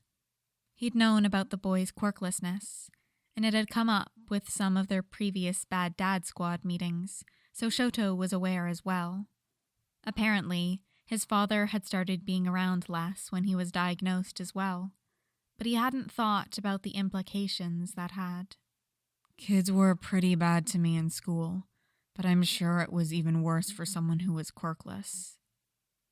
Hitoshi hadn't thought it possible, but Midoriya compressed even further in on himself. That's terrible, Todoroki said in his usual toneless voice. It's how the world is, Midoriya said, a voice similarly devoid of hope. Hitoshi thought about his own experiences, the way Midoriya had taken him from the worst place in his life and brought him joy and happiness. How school had been for him before UA, with the students and teachers and everyone in between. Maybe we should change it. Huh? Midoriya seemed confused. Midoriya, you mean to tell me you've solved literally all our problems, but you haven't thought about how you could fix your own? Yeah, weren't you saying something about changing the world to be better and hoping people approved? This is something you need to do. Hitoshi saw the boy unfurl a bit and was proud to know that he'd be able to help the kid who saved him. Breaking news! Widget spotted helping old woman cross the road. Old woman turned out to be Shigaraki in disguise. Police unable to apprehend either party. Breaking news! 2 UA students sue their middle schools for quirk discrimination. Itonori had been the president of the Hero Commission for several years now, and never had she faced a crisis like this. She didn't know how much more she could take and continue on the job if things were going to remain this way. First, the former #1 hero, All Might, fought All for One and revealed his secret weakness to the world. What's more, the small silver lining that he'd managed to defeat All for One was ruined when the semi-immortal villain broke out of what was supposed to be an inescapable prison. I mean, they named it Tartarus for a reason, and it couldn't even have the decency to live up to its name. Then, their next #1 hero was convicted on child abuse. Nori had suspected Endeavor's abrasive personality, bled into some violence at home for a while. So really, she should have seen this coming. Still, she was astounded they'd actually convicted the man. As soon as that mess began, she turned to the presumptive new #1 hero, Hawks, and thought, well, it can't be worse than this. She was glad the Hero Commission had a hero they could trust, even if they did have to go through the last #1s in such public ways. She was wrong. Very wrong. It got worse when Hawks decided that he'd had enough of being a toy for the Hero Commission and exposed their childhood hero program. Nori was really trying her best. She tried diverting attention towards UA and other high schools with the call for anger management classes. Instead of that, pointing people towards hero students, it backfired and made them even more suspicious of current heroes. Now everyone had to do psychological evaluations. Maybe Nori wasn't cut out for this. She knew if she had to do a psych eval right now, she would just burst into tears the second a question was asked of her.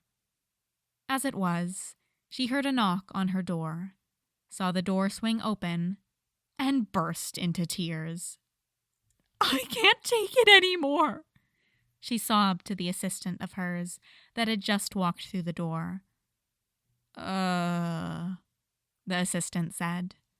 Honestly, this man, she was going through a mental breakdown, and all he could say was, Did she have to do everything for herself?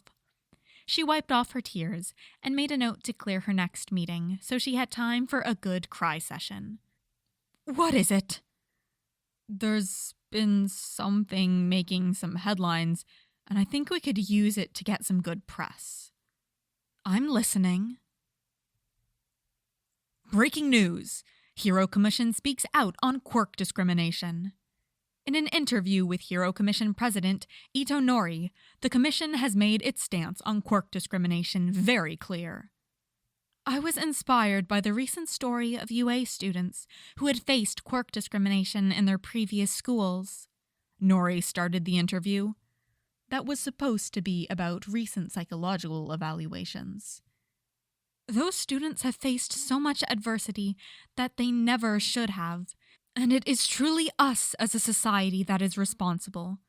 The Hero Commission is therefore reaffirming its belief that anyone can be a hero for all of Japan to see and follow suit. Uraraka Ochako was running late. She didn't exactly want to go to this meeting. That wasn't why she felt dread at the thought of being late.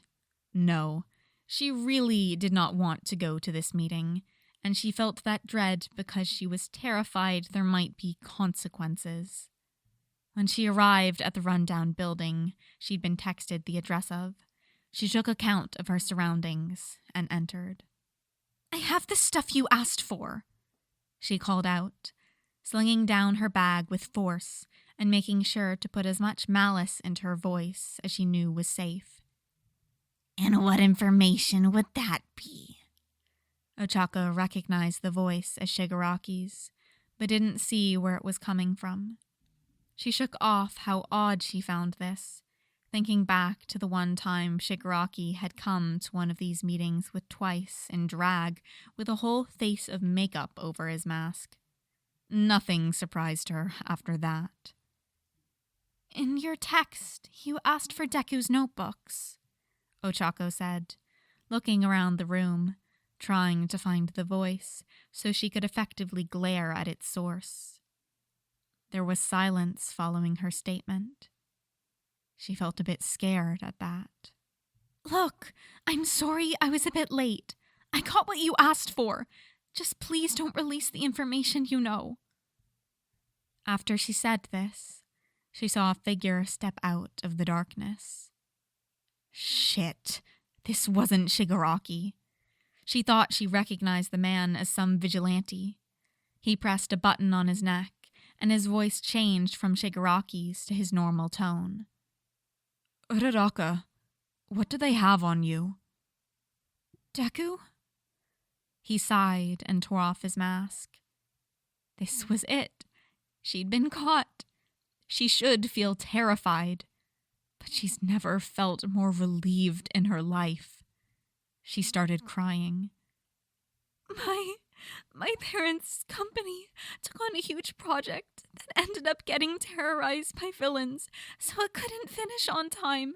It bankrupted them, so my dad did some creative accounting to stay in business, and they said they'd contact the authorities if I didn't do what they said. Ochako blubbered out. Deku walked over to her, and instead of starting to fight like she'd been scared he might do, he drew her into a hug. Your dad committed fraud. He would be arrested if it were discovered.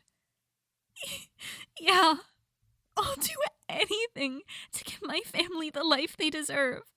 Shigaraki and his goons were the ones to terrorize the site, so we were in that situation in the first place. She was now openly sobbing into his shoulder. Don't worry. We'll figure something out. I'm sure of it. Ochako was comforted by those words.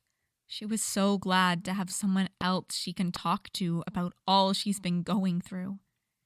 Deku gave her some ideas on things they could do.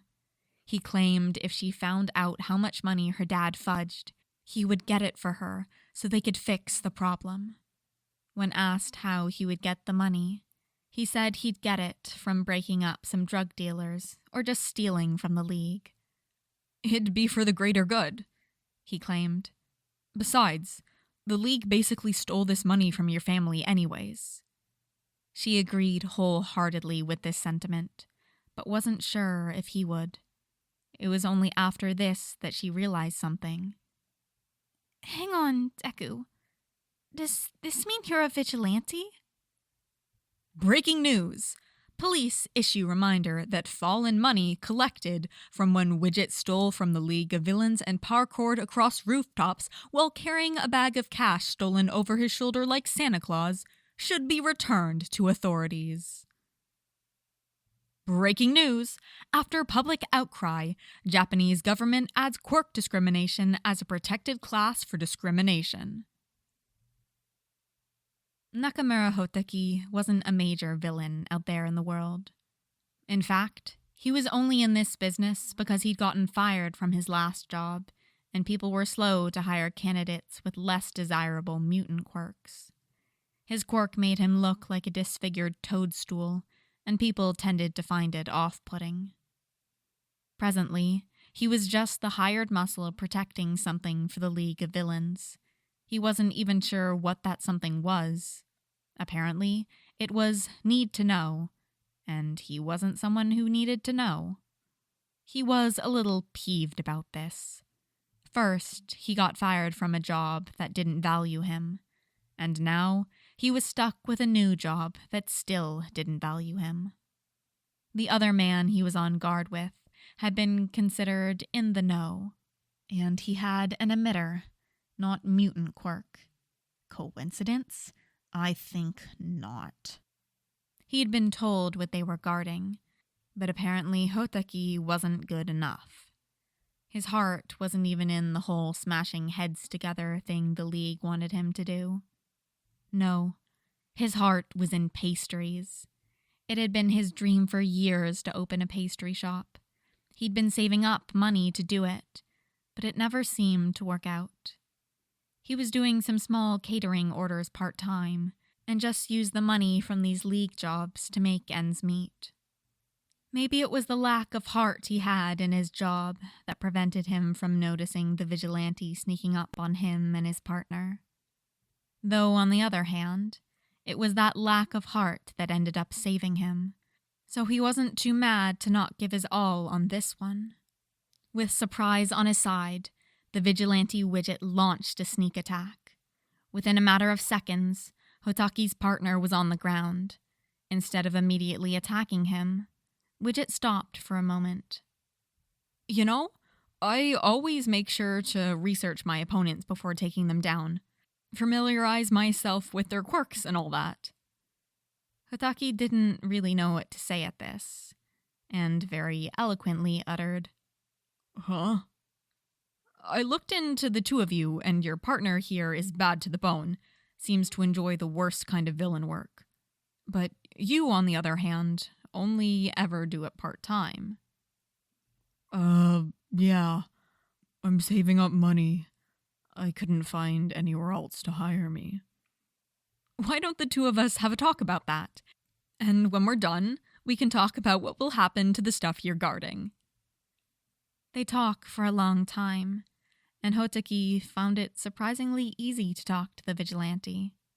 It didn't hurt that he already knew a lot of the information that he was giving up about himself. The conversation finally came to a head when Hotoki said, I didn't like this job, and I didn't even like my last one. My greatest dream is to open a world-class pastry shop. That's a very admirable dream. Thank you, but it hasn't gone anywhere. I was so close to saving up enough money before I lost my job, but then had to dip into my pastry savings after I lost it. And now I'm close again. But you're here to mess up this job. What if I told you I could get you a new job? One that was actually legal. Then you could save up enough money for your pastry shop. Hotoki is stunned by this. First, the vigilante had surprised him by having this entire conversation, and now he was offering to give Hotoki a legal avenue for fulfilling his dreams. I would be the happiest man in Japan, Hotoki says, with tears in his toadstool eyes. I'll have to make a couple calls, but I should be able to get you a part-time position at a construction company, if that's all right by you. Of course that's all right by me. Thank you so much, Hotoki exclaimed. If Widget could do this, he'd forever be in his debt. No problem. Now let's talk about that thing you're guarding. Widget was true to his word. Immediately after their interaction, he called Uraraka and asked if she could get a part-time job for his new friend. He also made a note to keep updated on Hotoki's progress towards his pastry shop. He wanted to be sure he was the first customer Hotoki received. Breaking news! Building explodes days after witnesses claim spotting Widget installing Indiana Jones-style death traps aimed towards All for One. Breaking news! In recent fight with League, Widget follows in pursuit as they flee and tosses pink glitter bombs through Warp Quark as they leave. The vigilante reportedly laughed, saying, "Good luck cleaning that up." Shigaraki Tomura had not been able to catch a break for the past couple of weeks. Ever since Player 2, Widget, had entered the game, he'd been constantly fighting. The experience was helping him learn to play the game better, but he didn't appreciate that his opponent always seemed 2 steps ahead of him. It was like he'd somehow found the cheat codes, and Tomura only enjoyed playing with cheats when he was the one using them. Otherwise, it just wasn't fair. Take that night, for example. Tomura had been planning with the League of Villains to do a quick attack against some local hero NPC the Stain followers were annoyed with, Mount Lady. They thought she was only in heroics for the money and fame, that she didn't even treat people properly. Shigaraki thought that was pretty messed up. Not that he cared too much. On one hand, taking down subpar heroes was more of a vigilante thing than a villain thing, and he was running the League of Villains. But on the other, he really enjoyed getting to both mess with other people and feel good about himself. The plan they went with was to lure Mount Lady into some abandoned building and take her down. When they got there, everything seemed to be going according to plan, with Mount Lady showing up on time. It all went downhill when they'd started attacking. Instead of getting solid hits on Mount Lady, the hero they were seeing turned out to just be a series of complicated projectors aligned to make it look like there had been someone there. It was an illusion, and he knew it had to be the work of the only other player in the game, Widget! He yelled out in frustration. To his surprise, instead of being met with silence, he got a response. You called? Huh. He hadn't actually expected the Vigilante to stick around after ruining his plans.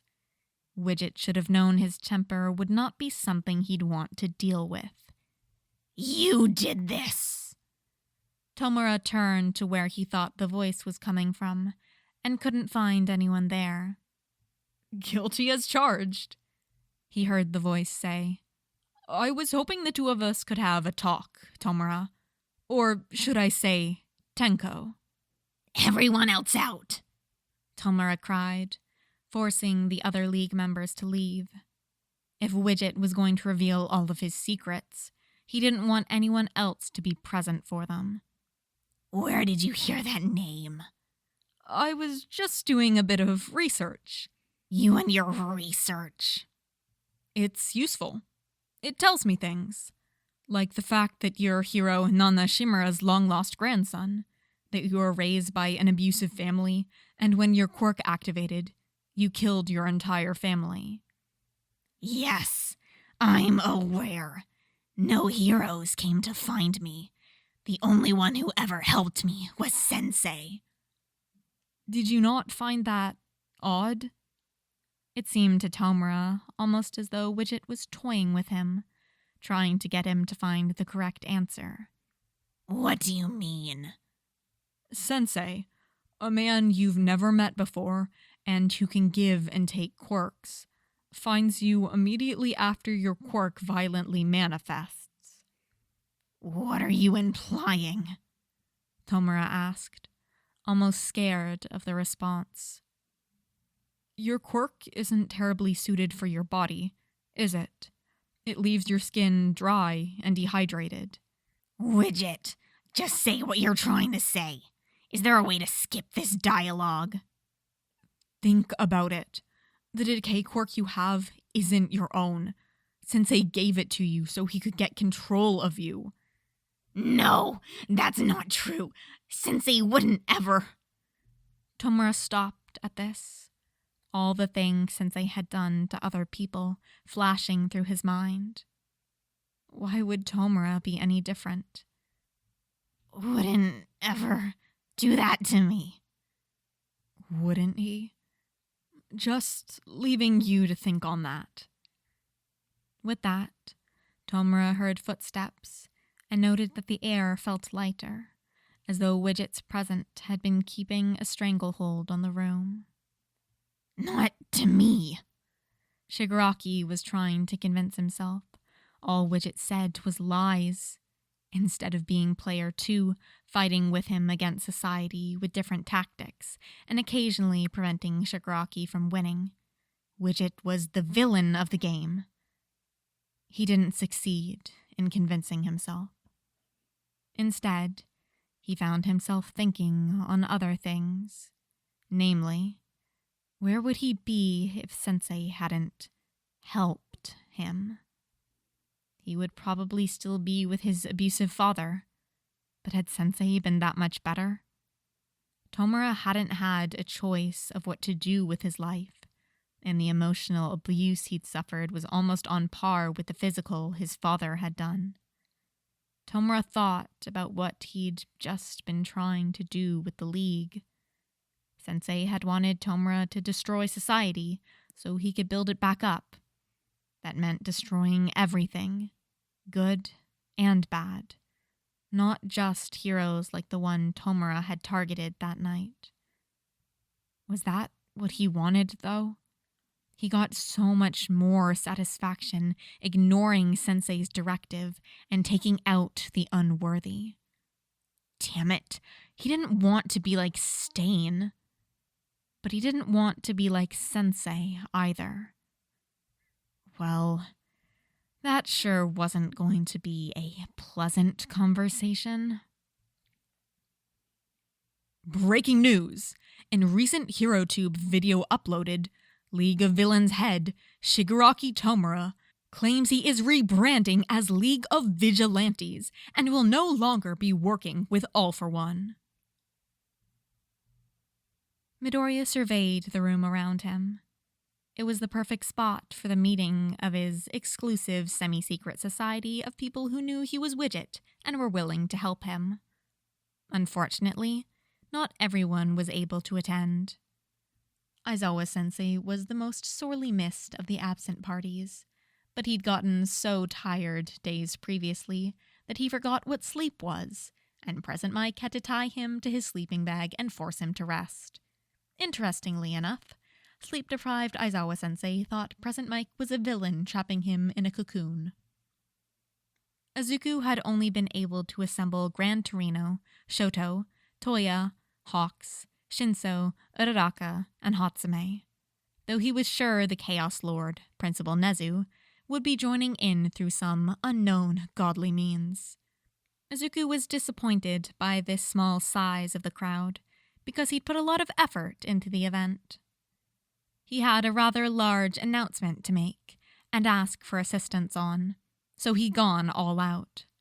There were fancy invitations sent out to everyone in the know. He'd asked Nezu for a space on campus that he could use for the meeting, and even ordered some pastries for the event from Nakamura's booming catering business. Midoriya, these pastries are really good, Shinso commented, mouth stuffed. Especially this cat one. Somehow, Izuku wasn't surprised that one was Shinso's favorite. I'm glad you guys like them. One of the friends I made on the job made them for us, Izuku brightly replied. Well, tell him they're delicious, Deku, Uraraka chimed in, with a pastry of her own. Can we get this meeting started already? There's a bridge tournament nearby I want to get to, Gran Torino commented. Izuku surveyed the room. Well, first, I just want to thank you all for coming. Izuku really didn't know how he was going to drop this bombshell on his friends/supporters. I'll just try to go and fail to take a nap if we're going to be doing these pleasantries, Shinso interjected, looking at the sofa with a wistful expression. No, there's no need for that. I'll get to it. Okay, so you all know how I like to research? What if, hypothetically speaking, I were to, in the process of researching things, discover something that hypothetically would imply that my father is an immortal supervillain? There was a pause. Hypothetically speaking, of course. The room was absolutely silent. Midoriya, I already offered up Todoroki, one of my dads, but I think the three of us can share the Dadzawa and Yamadad if necessary. Hitoshi broke the silence. Hypothetically, of course. Of course. Everyone nodded in agreement. Izuku just stood there, looking down at his feet, struggling to look any of them in the eye. Kid, hypothetically speaking, when you say immortal supervillain, do you mean? Gran Torino started. All for one. Izuku was still staring at his shoes. Wow, what an interesting shade of red. Maybe he should continue looking at his shoes. Yes, that was what he'd do. There was movement, and Izuku broke the staring contest he was having with his shoes by looking up. He saw Shoto standing in front of him. It's your power, he said once Izuku makes eye contact with him. You are not your father. Shoto privately thought that the smile Izuku gave him when he said that would blind even the sun, but that was neither here nor there. There was also the small fact that Izuku then started crying while he smiled. You're using my words against me. Izuku was happy Shoto had come so far in coming to terms with his own parental trauma. Kid, are you okay? Hawks asked. Oh, yeah, crying is just a Midoriya thing. Right, Hawk said, now thinking of the scourge of Kamino bawling his eyes out.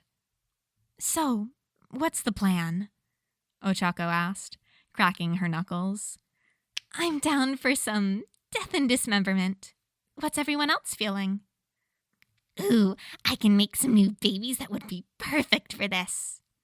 Hatsume chimed in. All of a sudden, they heard a knock at the door.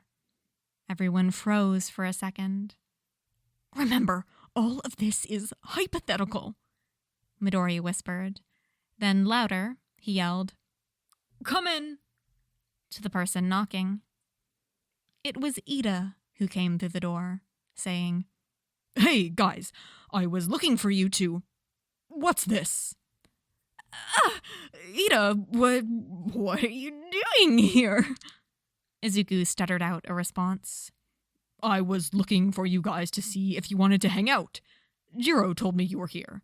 She also asked me to tell you she's upset you didn't invite her to your meeting, and that it was kind of dumb to think someone who hears everything didn't already know all your secrets." Izuku flushed at this. He thought this probably wasn't the worst secrets Jiro had learned from the class, but he understood why she would be put out at not being invited. Oh, will you tell her that we're sorry? I shouldn't have forgotten her like that." "I will carry on the message. I assume you have permission to be in this space, though I too wish you had invited me as well. What are you meeting about anyways?" Ida replied, making occasional robotic motions. It's, kind of a secret." Ida looked put out at this, but Izuku knew he probably wouldn't push it any further. Still, Izuku thought a bit. "Ida, you have a good father figure, right?" Izuku asked. "Oh, certainly, yes." "Oh, that's great. Well, because we need more people who have experience with good father figures, and you've already shown some vigilante tendencies in the past. I feel pretty comfortable talking to you about this." Ida looked concerned, but Midoriya plowed on ahead.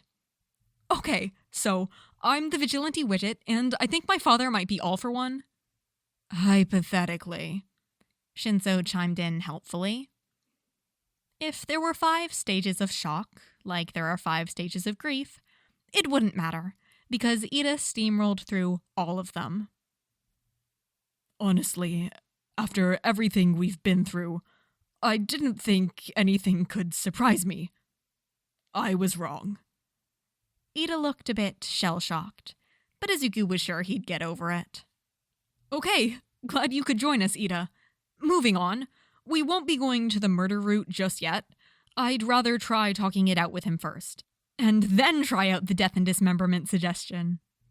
Also, this actually isn't as terrible as you might think, though, because now I can finally ask All For One all of my burning questions. Like, does Kurogiri need to know the elevation of the place he warps to get there, or does it just default to the ground of something?" Midoriya rambled on. Gran Torino, a bit concerned for the mental health of the current One-for-All holder, questioned, "Are you sure there aren't any other burning questions you have? Like why he is a villain?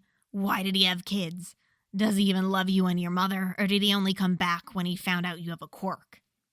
"Nope." Just then, the door opened, this time with All Might on the other side. Oh, come on. What's the point of a secret meeting if everyone is just going to show up? Hatsume complained. Hello. I hope I'm not interrupting anything important," All Might greeted. "No, just parenting reveals," Shoto said. As All Might considered this to be normal for Todoroki, he didn't question it. "Well, the principal texted me that you had something important to tell me, young Midoriya," he said. Just then, Izuku's phone dinged. Nezu. Just tell him. You'll regret it if he finds out some other way later. Trusting in the all-knowing entity that was Nezu, probably more than he should have, Izuku took a deep breath and looked at where All Might was standing. "You might want to sit down for this," he advised. All Might sat down and looked around the room. "Gran Torino? Hawks? What is everyone doing here? What am I doing here? Gran Torino asked, a confused look appearing on his face. Where is here? I've fallen for that too many times to fall for it again, All Might said. But what if he does it and he's not joking? Shinso said, causing All Might to falter and look unsure of himself. Guys, can we get back to the matter at hand? Izuku complained. Yes, young Midoriya. What is it that you wanted to tell me? I don't want you to think any differently of me when you hear this. Izuku started. I'm the Vigilante widget. Is that all? All Might asked. I think every hero in training gets some vigilante tendencies before they're full heroes. I mean, with the Hosu business, this really isn't too surprising. What Hosu business? Todoroki asked. Nothing. Shoto, Izuku, and Ida all chorused, looking nervously at each other. That wasn't it, Izuku continued. I kind of became a vigilante to take down All For One, and in the progress, found out that he's actually my father. All Might's mouth dropped open, and Hawks gasped. Why are you surprised? Toya asked the winged hero. Hawks replied, Well, before it was just hypothetical. Now it's real. All Might hadn't moved since his mouth had dropped open, following Izuku's reveal. Izuku addressed him. All Might, are you okay? You didn't, have a heart attack or something. Midori, Izuku, were you worried about how I would respond? All Might asked. Well, yeah, Izuku admitted. The former number 1 hero stood and walked over to Midoriya. He brought his young protege into a tight hug.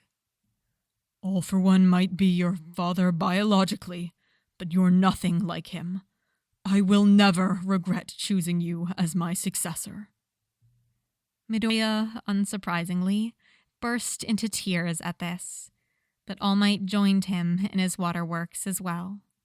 This was especially surprising for the onlookers, because many of them had thought that if All Might only had half his lungs, he probably didn't have functioning tear ducts. Shoto broke the moment to chime in. Okay, so he might not be your biological father, but he's definitely your emotional father, and that's enough for my conspiracy theory. Chapter 5. Final, by All For One. Summary. This is it. It's the end. Midoriya confronts his father. After 200 years, it took a lot to surprise Midoriya Hisashi. Recently, though, there had been a sharp uptick in the surprises he had in life. He had been surprised to fall in love, and some years later have a kid. He'd been surprised when All Might had managed to cripple him in their fight years ago. He'd been surprised to find his son to be the new wielder of One for All, though he supposed the universe always had some sick sense of justice. More recently, though, that new vigilante was a major surprise. He wasn't sure what he'd done to earn their ire, though really, there was a long list of things it could be. He'd been surprised by their initial reveal, then by their success in turning and or scaring away his minions, then again when they managed to break Shigaraki and various members of the League from their unwavering commitment to their sensei. Still, the thing that surprised him most was the progress the vigilante had been making towards his own goals. Midoriya Hisashi was a simple man. All For One was a bit more complicated, but Hisashi had only a few layers. He'd tried many different plots over the years, but it was all with the goal of fixing post-quirk society to be one of equality. He'd done the All For One supervillain thing for a bit with his brother, but realized that any change he made was minuscule. The best he was doing was providing a space, as outlaws, for quirked individuals to go once they developed their quirks. With more and more people becoming quirked, he switched tactics. Midoriya Hisashi became a politician who fought against quirk discrimination. It was impossible to get anything done, and nothing changed. So Midoriya Hisashi died, and his son, conveniently also named Midoriya Hisashi, became a businessman who made sure every business he owned had some kind of anti-quirkist policy. It didn't change much, but it provided people with jobs. That was where he'd met Inko, so he couldn't complain too much about how little he'd been able to change. When Izuku was born, things changed. He had a time constraint. Instead of just hoping the world would eventually improve, he needed it to improve, and quickly. And then, when Izuku turned 4, things changed again. He now had a quirkless son, someone who would face quirk discrimination on the same level he had, now that the quirkless population was so small. And so, he upped his commitment. Maybe he even went a bit overboard, finding Tomura, fighting All Might, the League of Villains. None of it seemed to work, and all it did was drive him further from his family. It was for these reasons that he'd essentially decided he was going to retire. He wanted to spend time with his family, and it was hard to support Izuku in being a hero while also trying to kill him and all his friends. This decision was definitely not because he had been quite soundly defeated by a vigilante he had never seen, though he literally had no one left in his organization after Witch's actions. Besides, his whole goal was to change society, and the vigilante was doing that. What he struggled to do in 200 years was getting done in a matter of months. Inko would be so proud of him for deciding to retire. Hisashi came home from what he decided to be his final day at work to find only Izuku sitting on the couch in their living room, with the lights dim to appear ominous, staring at him. We need to talk. His son, and the only person other than Inko that he genuinely feared, said. Hisashi gulped. Had Izuku found out about the whole villain thing? Wouldn't he be trying to kill him if that were the case? He put on a smile. Of course. I am always ready for some father-son bonding. What did you want to talk about? What? No, this isn't bonding. I'm angry with you. Izuku sputtered. Hisashi nodded. Izuku was always angry at him. Of course, son. But what's a family relationship without a bit of anger?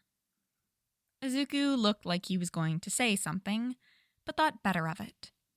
That was good, Hisashi thought. If Izuku was holding in some of his worst comments, maybe this discussion would go better than any of their previous ones had. Izuku sighed and pulled out a photo. It was a photo of All for One, and how he looked at Kamino.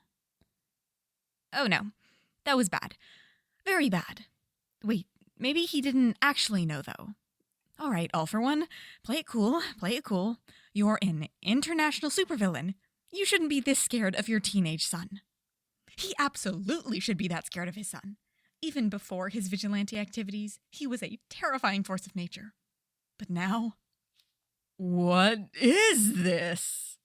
Hisashi asked, sounding overly loud and rehearsed to literally everyone but himself. Izuku just continued to stare at him. Hisashi sweated a little and continued. I don't know who this man is. I mean, he could be walking down the street and I wouldn't know a thing. Did you just quote Kiki Palmer? Izuku questioned. Oh shit, he did. Well, only one way to fix this. I don't know who Kiki Palmer is. I mean, she could be walking... Okay, just stop. Izuku pleaded. He pulled out another image. It was of All for One before his fight with All Might, prior to his disfiguration. Then another of Hisashi at his wedding to Inko. Anything you want to say about these? Izuku asked. Well, those are some lovely photos of 3 beautiful individuals, Hisashi replied. They're the same person. Nonsense. This one looks like an attractive potato, and the other 2 just look attractive. Izuku looked frustrated and reached behind the sofa to pull out a conspiracy board complete with photos and red strings. I know it's you, he declared. That you're all for one. You've been spending too much time with Endeavor's kid, Hisashi grumbled. Izuku just continued to glare. All right. So I might just, maybe, potentially, be all for one. How could you? How could you do that to Mom and I? How could I? How could you? You started bonding with my mortal enemy, becoming a hero. That's everything I stood against. I already called dibs on setting this family's ideology, and you're not following it. Your ideology is just murdering my friends and I, Izuku argued, his eyes watering. Did you even care about us at all? Oh, Izuku, I had no idea you were in 1A until after Kamino. I would never try to kill you. Hisashi's eyes were now watering as well, and he took his son into his arms for a hug. I'll always care about you and Inko. Never doubt that. It was in that form, both sobbing in each other's arms, that Inko found them when she comes home a few minutes later. Hey, boys, what is this all about? She asked, confused. And why are half the lights out? It was mood lighting, Izuku defended, looking annoyed as she turned the lights on. Izuku found out about my villainous past, Hisashi explained.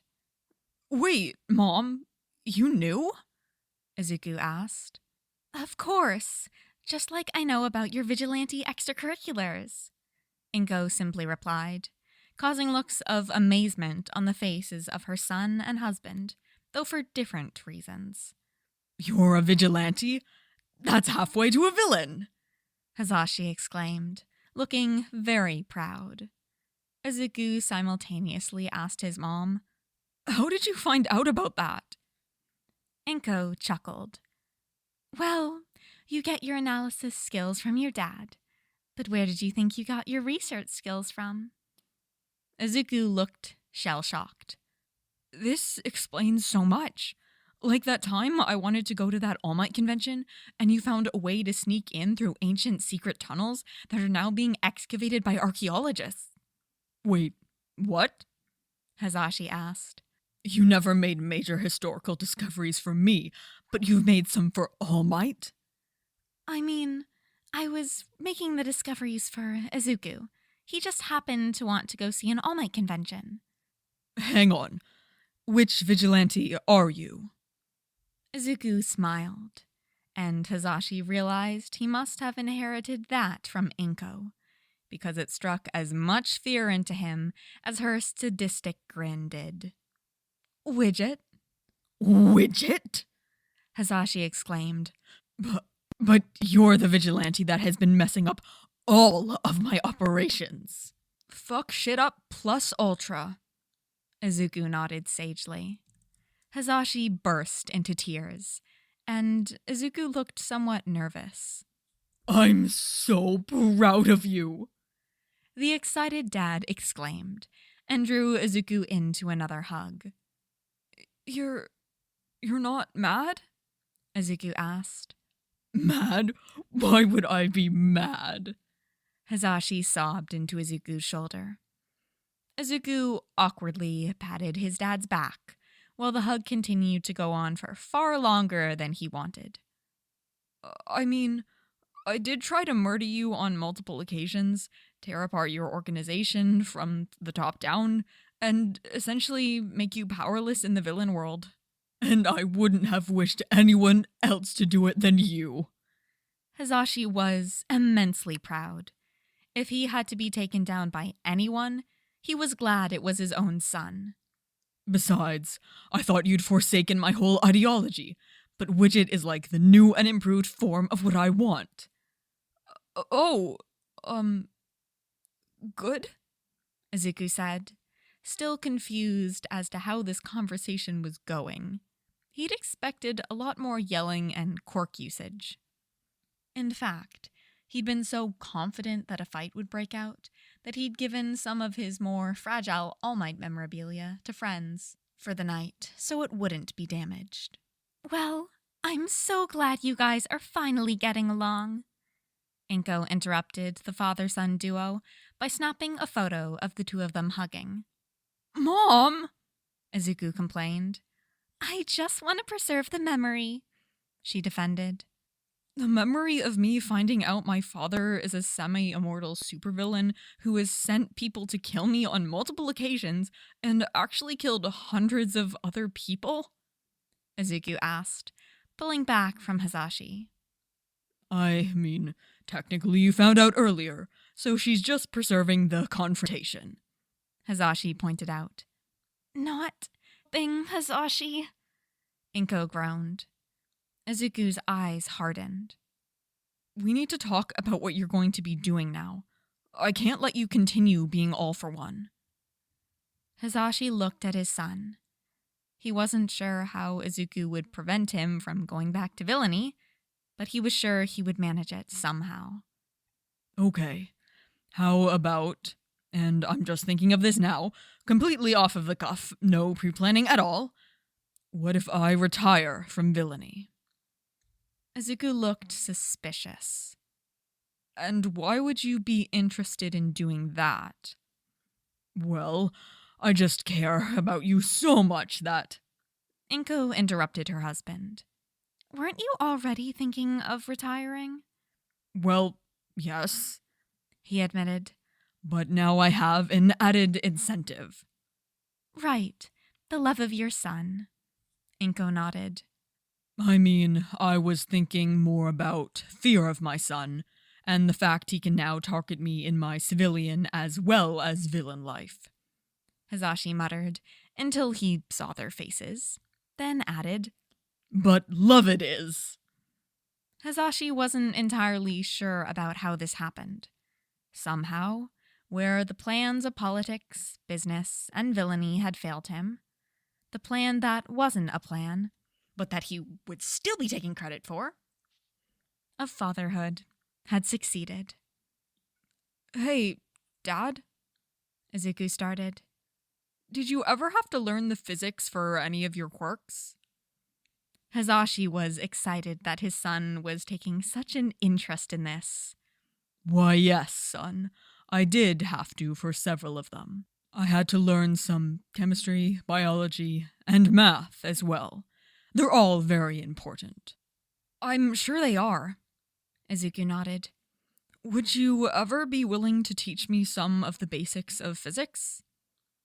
Hisashi was a bit surprised that Izuku was already willing to ask him help for things, but agreed nonetheless. Of course, son. Great, because All Might wants to meet next week to help me with my physics studying, and I have so many questions. Whenever I try to ask May, we get distracted by trying to invent something that breaks the laws of physics. She's almost made a perpetual motion machine, and I'm scared. Hisashi ignored most of Izuku's response, but zeroed in on what he thought was the most important part. You want me to teach you so you can impress All Might? Yep, Izuku said.